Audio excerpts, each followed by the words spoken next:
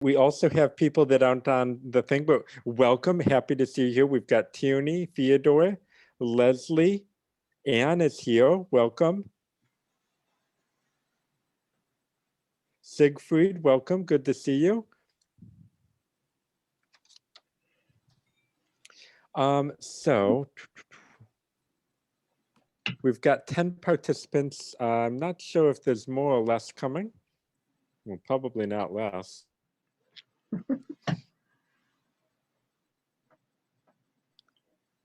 So now when when I don't usually like time things out, but what I do is I just kind of wait like a certain period of time and I see if the counter changes. So I'll wait 10 more seconds, and then if participants switch to 11, then it resets the 10-second counter.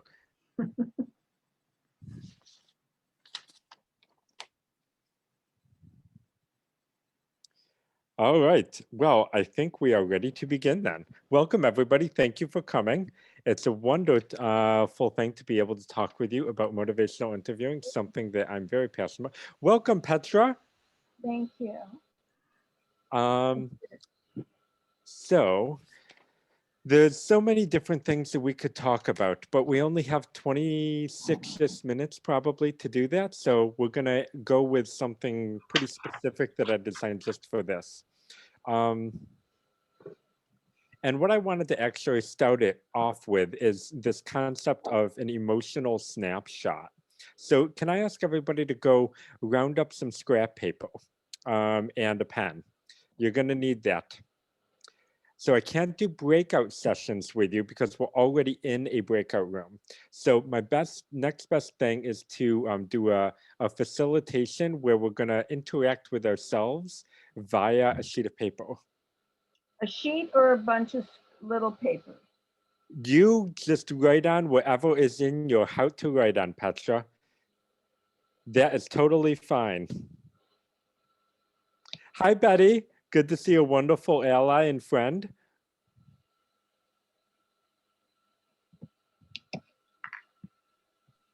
Nice to see you, Vince. Good to see you. Betty has been to one of my MI trainings before. She's an extraordinaire. Don't let her tell you any different. I'm here for a brush up. So what we're doing right now, Betty, did you have the opportunity to go grab some paper? So we're just getting some paper and a pen right now because we're going to do a written exercise. Oh, I'm sorry. I didn't know. I just got here and invited me. Oh, wonderful. Okay, welcome. So I think that they're still going to be pulling in a few more people. So okay. If you did just come in, we are going and grabbing some paper and a pen. So our numbers are increasing again. DP, welcome. Thank you. And do you have some pen and paper there with you, DP? Yeah, sure. I have it. Yay. Katie, welcome. Yes, were you here with the announcement about paper and pen? No, but I'm so happy to be here. Thank you for having us, Vince. I've just arrived. Okay, so if you can grab paper and pen, we can't do breakout rooms, but we can do a little conversation with ourselves via paper and pen. Thank you. Let me grab a piece of paper. Hi, Katie. Hello.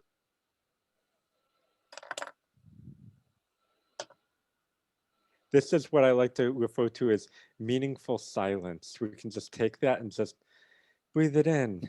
Probably not going on Facebook or Twitter, though, because that'll just be an angsty monstrosity. So, ugh, gross. Natsuki, welcome. Oh, we've got 3 new people who've come. I'm sorry if I can't greet everyone by name now because the list is getting a bit longer.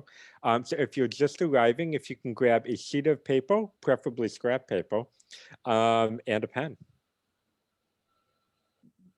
Betty's ready to go.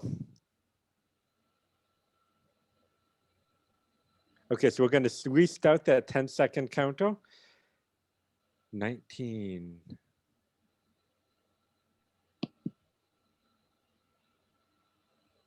Oh, I love that. And go. Okay, so we can begin now. So what I want to introduce everybody to is this concept of an emotional snapshot. So what I want everybody to do is I want you to close your eyes right now.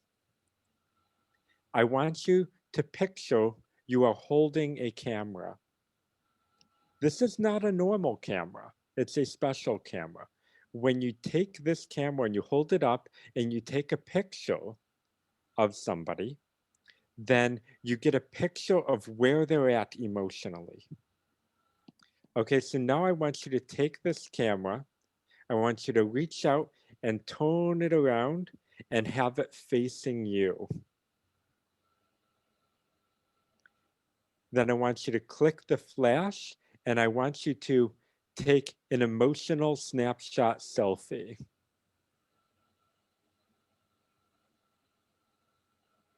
I want you to look inside of your body and say, what do my legs feel like? What do my arms feel like? And where is my head right now? What am I thinking about and feeling right now?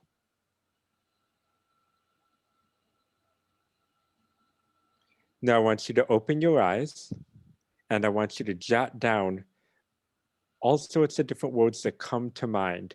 Describe the picture of that emotional snapshot.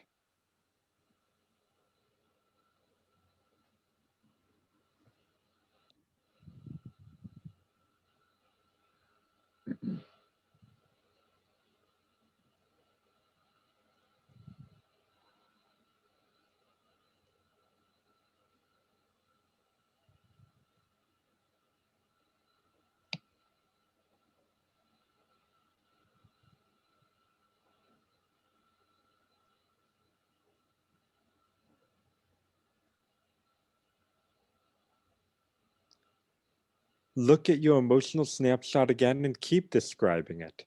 Describe it in new ways. If you want to write down multiple lines, that's great.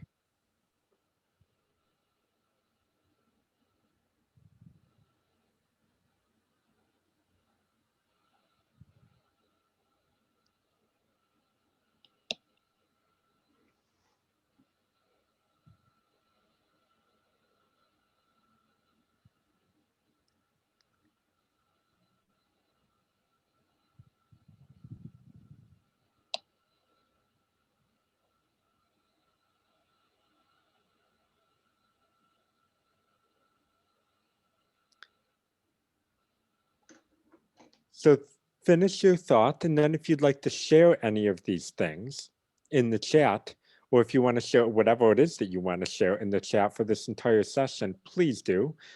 Since we're not in the room and I can't see your body language quite as clearly, but I can see some of it, this is a place for you to just shoot the breeze, talk amongst each other, talk with me, and I welcome you to do that.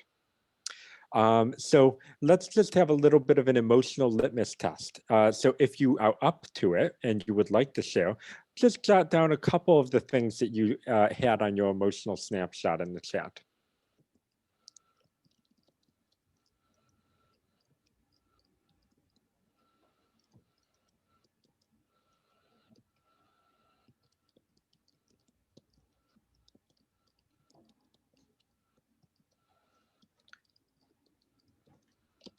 Okay, so there's feelings of anxiety, tension, confusion. There's people who are feeling socially tired, dividedness, but there's also an intrigued and amused. So there's a big, whoa, grab bag. We've got a lot of different emotions right here in this room. That's wonderful. So now, in my previous session, there's a few of you that were there. I said emotionally regulated was how I felt. And that's what this session is all about. When we feel a specific way, what we feel is what we say. So I'm going to say a statement, and I'm going to say it in two different ways. The words will be exactly the same, but I'm communicating very different things. So at nobody in particular and nobody on the call, I like your hair. Or, I like your hair. Now, I just said two statements that we could probably say are completely opposite in meaning. The words were exactly the same words, but the meaning was completely opposite. One was, that is actually like nice, like your hair looks wonderful. And the other was like, girl, time to go get a cut, right? So that was like what we had polar opposite meaning. So even if we try to script ourselves to say something, if we are feeling stressed out, if we're feeling anxious, if we're feeling like, let's say we go to talk to a politician and we've entered into that meeting with adrenaline and fight or flight response in our bloodstream, then we're going to be stepping into that room ready for a fight. Even if we weren't planning on it, we could say, oh, everything that you're doing is really great. It's just sort of, it doesn't really come through as like genuine. It comes through as like, I'm getting ready to pick a fight with you. So that's what the emotional regulation is all about. So what I want everyone to do now is we're going to move on to our next phase of this exercise. So in this situation, I want you to think about somebody in your life. The person that I want you to picture or think about in your life is somebody who tells you things to do. And sometimes you're just like, I really don't want you to be telling me this thing to do. Okay, so some of you might already have it. I'm going to give you 20 more seconds to just summon who is a good example of this person in your life. Who is out there nagging at you?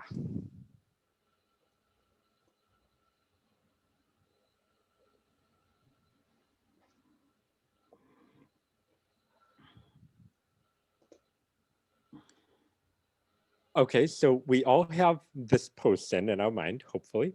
So I want you to, so now what I want you to do is I want you to picture that person.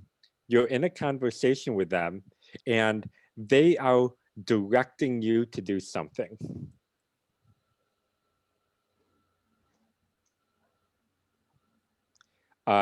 Whatever it is that they're directing, it's what they want. You don't necessarily, whatever. So they want it, they're going to tell it to you. So what I want you to do now is close your eyes and I want you to picture them trying to compel you to do this thing that they want you to do.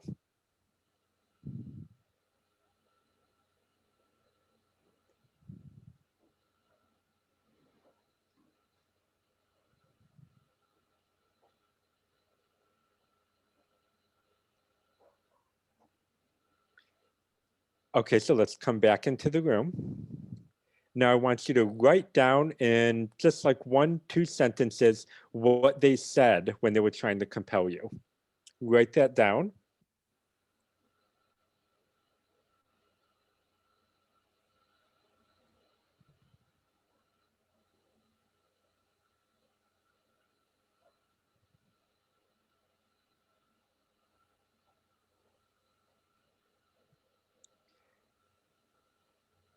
And then we're going to do another little thing here, which is I want you to look at what you wrote down and I want you to like, actually, everyone put yourself on mute. Is everyone on mute? Almost everyone.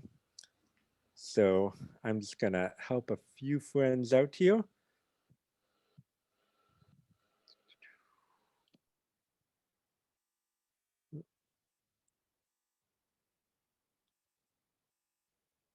Okay, so what I'd like everybody to do now that everyone's on mute is I want you to read those words that you wrote down to yourself. And I want you to use the exact tone of voice that you anticipate this person using. So read those words out to yourself. And actually do it out loud. Like, let's see mouths moving. Let's go for it. It's time to get weird, people. That's how we learn.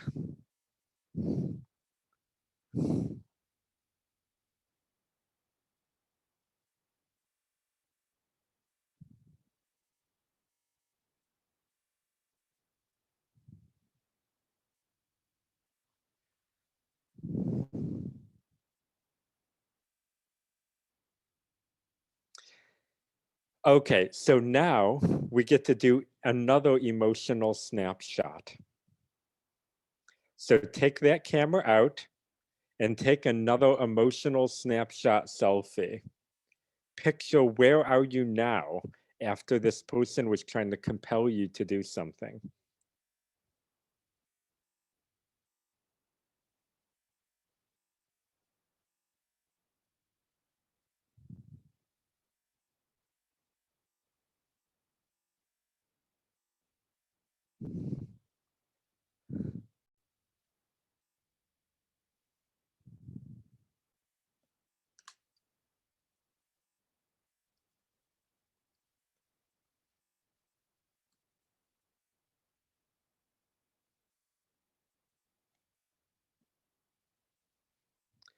Okay, so we've got some people who are more anxious than before. Alan is feeling the resilience, resolute. Um, we've got also resistance from Alan as well. Like, no, I won't do it. So there's feelings of resistance, feelings of anxiety, and maybe an escalation, resentfulness, and also defensiveness. Okay, so when they were trying to compel us, what happened was I created this scenario to draw out something very, very specific in us. I was evoking from you right now, I was evoking your fight or flight response. You remember that from biology class? Yeah, like this is basically what you do when, it has a very good evolutionary purpose. Like if I see a lion and I'm a Neanderthal, I need to run fast or grab my spear because otherwise I'm lunch. If I get to my spear fast enough, then the lion's on the menu and I get to, feed my family. So adrenaline in our bloodstream has a purpose. Since running up to Doug Ford and punching Doug Ford in the face just gets us arrested and doesn't pass climate action, adrenaline is not going to help us if we have to interact with Doug Ford. Now, if we get Doug Ford's adrenaline going by confronting or trying to compel Doug Ford, then what is going to happen to Doug Ford?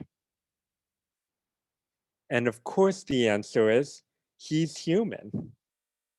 So the exact same thing, because we're all Homo sapien. So we're going to pull out his adrenaline. So we try to compel him, and presto magico, we've just lost our ability to actually have a meaningful conversation. All we have now is a fight. So give me 1 second. I want to take a glance at my notes.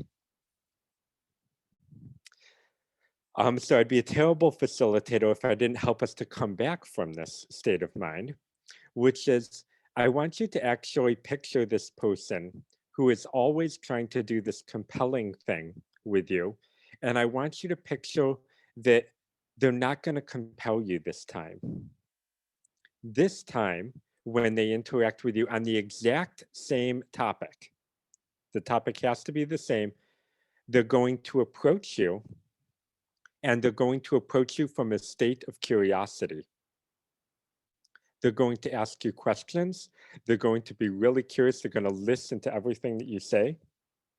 And they're going to interact with you in a way where they're actively going to listen to what you have to say.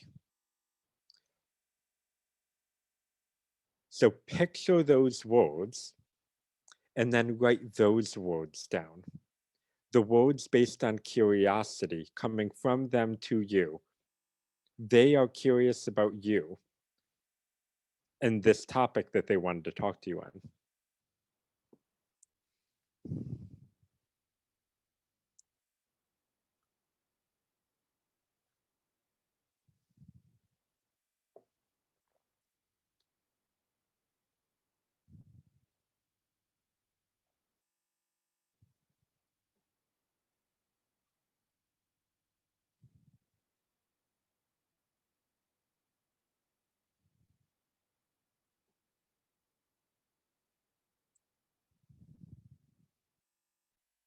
Okay, so let's see. We've got a few things coming in.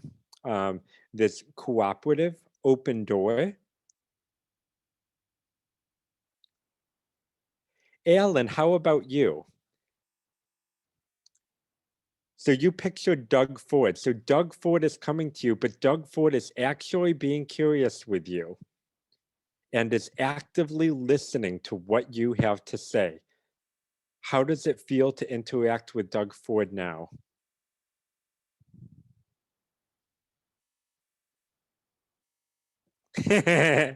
Okay. So we went from beating down the door, and I think we effectively de-escalated. You want jobs? Okay, I'll show you jobs. I'll show you climate jobs, you know?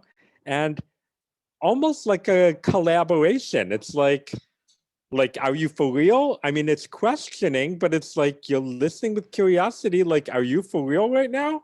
Like, I'll help you create green jobs. Yeah, that's what I'm hearing, right? Okay. I'm curious. Okay, like, let's do this. Okay, so now let's take an emotional, well, did we do our emotional snapshot? I think we did. That's what our emotional snapshot kind of was. Okay, so when we look at that, we've now pulled the adrenaline out of our bloodstream. So that's sort of like lesson one of motivational interviewing. We didn't really talk at all about motivational interviewing, what it is, because I don't want the eyes to glaze over and we don't have enough time right now.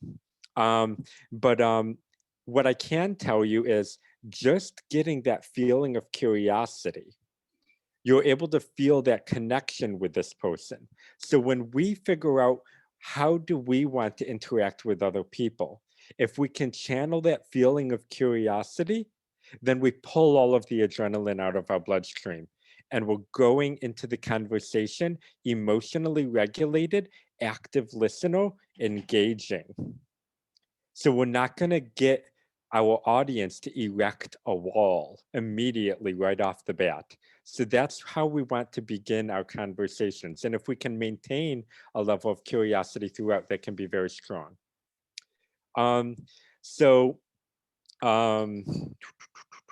We have 3 minutes left. We could do a Q&A, or I could do a little dispositive bonus. Now I realize you don't know what the heck that word probably means. So why don't we just say, type in the chat whether you want to learn what the dispositive is, or whether you want to do, okay, I've got bonus, one more bonus, and we'll go dispositive. Okay. All right, so for this, I'm gonna go screen share.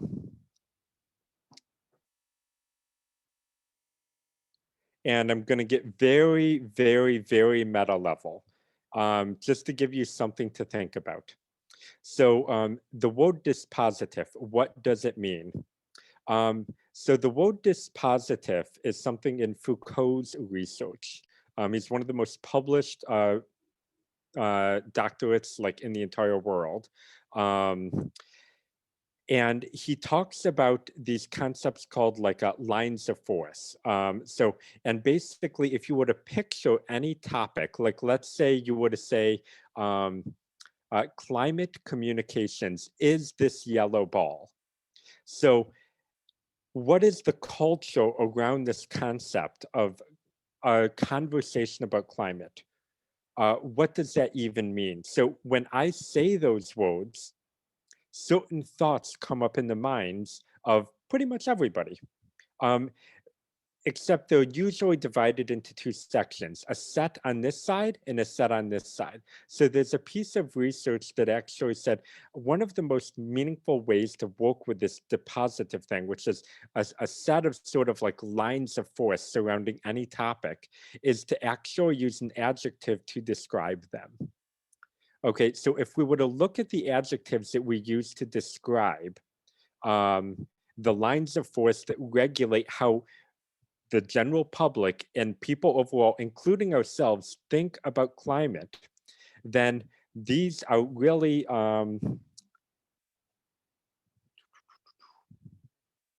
the adjectives that come up the most: controlling, polarizing, and educational.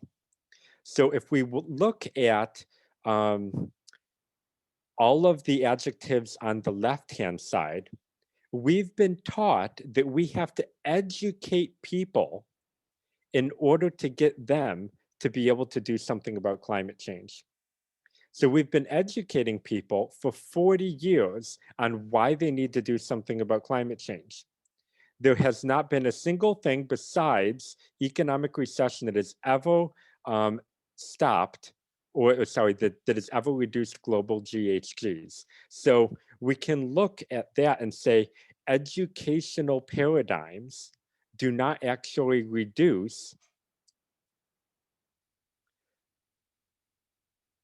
We have 60 seconds. Educational paradigms do not actually reduce or change people's behaviors. Now, if we look at the adjectives on, let's say, the conservative or the right-hand side, we get this controlling, which is people on the right feel like we are attempting to control them. So we educate, they feel like they're controlling us.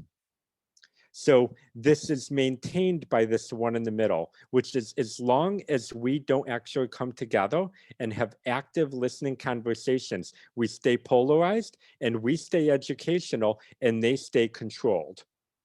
And the only winner in this situation is one, the fossil fuel companies. So we have to let go of the educational and the polarizing and the need to control anybody, and we need to find our ability to actively listen through curiosity. And that's